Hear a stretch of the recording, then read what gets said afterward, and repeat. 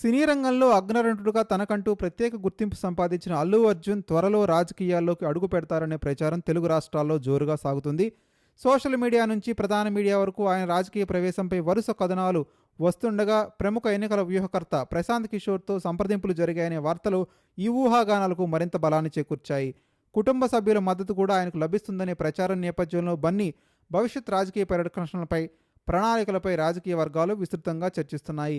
అయితే ఆయనకు అత్యంత సన్నిహితంగా ఉన్న వర్గాలు మాత్రం అల్లు అర్జున్ వెంటనే ఎన్నికల బరిలోకి దిగే అవకాశం లేదని, 2028 తర్వాత లేదా 2028, 2033 మధ్యకాలంలో రాజకీయాల్లోకి రావడం వ్యూహాత్మకంగా సరైన సమయం అవుతుంది అని భావిస్తున్నట్టు సమాచారం. అల్లు అర్జున్ పేరు రాజకీయాల్లో ఇంతగా వినిపించడానికి ప్రధాన కారణం గతంలో ఆయన ఆంధ్రప్రదేశ్ అసెంబ్లీ ఎన్నికల సమస్యలో జరిగిన పరిణామాలే.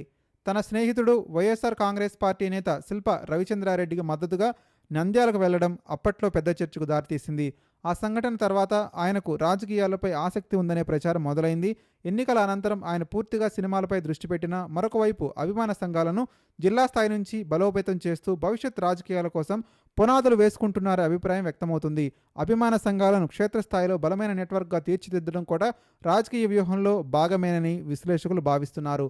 పవన్ కళ్యాణ్తో ఉన్న అభిప్రాయ భేదాలు కూడా అల్లు అర్జున్ రాజకీయ ప్రవేశంపై చర్చను మరింత వేగవంతం చేశాయి.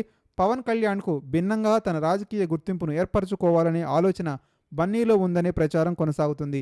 ముఖ్యంగా కాపు సామాజిక వర్గంలో కొంతమంది కొత్త ప్రత్యామ్నాయ నాయకత్వాన్ని కోరుకుంటున్నాయనే వాదన కూడా వినిపిస్తుంది.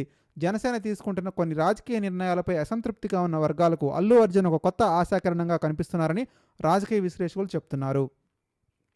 ఈ సామాజిక సమీకరణాలే బన్నీ రాజకీయ ఎంట్రీ ఊహాగానాలకు ప్రధాన కారణాల్లో ఒకటిగా మారిపోయాయి. మరొక వైపు తెలుగు రాష్ట్రాల్లో ప్రస్తుత రాజకీయాలపై ప్రజల్లో పెరుగుతున్న అసంతృప్తి కూడా కొత్త నాయకత్వానికి అవకాశాలను సృష్టిస్తోందని పరిశీలకులు అభిప్రాయపడుతున్నారు. పొత్తుల రాజకీయాలు, తరచూ జరిగే పార్టీ మార్పులు, అవినీతి ఆరోపణలు వంటి అంశాలతో విసిగిపోయినటువంటి ఓటర్లు కొత్త ప్రత్యామ్నాయం కోసం ఎదురుచూస్తున్నారని చెప్తున్నారు. తమిళనాడులో సినీ నటుడు విజయ్ రాజకీయాల్లోకి రావటం, కొత్త రాజకీయ శక్తులపై పెరిగిన ఆసక్తి కూడా తెలుగు రాష్ట్రాల్లో ఇదే తరహా చర్చకు కారణమైంది. పాన్ ఇండియా స్థాయిలో అపారమైన క్రేజ్, యువతలో ఉన్న విపరీతమైన అభిమానగణం, బలమైన ఫ్యాన్ బేస్ వంటి అంశాలు అల్లు అర్జున్కు రాజకీయంగా పెద్ద బలంగా మారే అవకాశం ఉందని విశ్లేషణలు వస్తున్నాయి. అయితే ఈ మొత్తం చర్చ ఇప్పటికే రాజకీయ ఊహాగానాల దశలో మాత్రమే ఉంది. అల్లు అర్జున్ కానీ ఆయన టీం కానీ రాజకీయాలకు వస్తున్నట్టు అధికారికంగా ఎలాంటి ప్రకటన చేయలేదు. ప్రస్తుతం వినిపిస్తున్న కథనాలు, అభిమానుల చర్చలు, రాజకీయ విశ్లేషణలు సోషల్ మీడియా ప్రచారం ఆధారంగానే కొనసాగుతున్నాయి. కాబట్టి వీటిని తుది నిర్ణయాలుగా కాకుండా రాజకీయ అంచనాలుగా మాత్రమే చూడాలి.